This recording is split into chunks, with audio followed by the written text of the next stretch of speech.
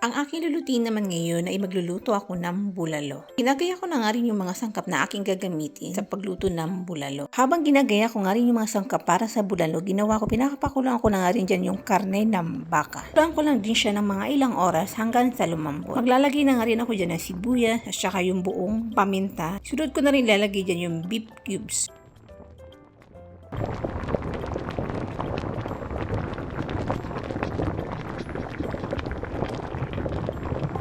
Makalipas na nga rin ang ilang oras at malambot na nga rin yung karne, ilalagay ko na rin dyan yung mais. Isa rin sa nagpapasarap sa bulalo. Bukod nga rin sa beef cubes na akin nilagay, maglalagay nga rin ako dyan ng patis na pangpalasa.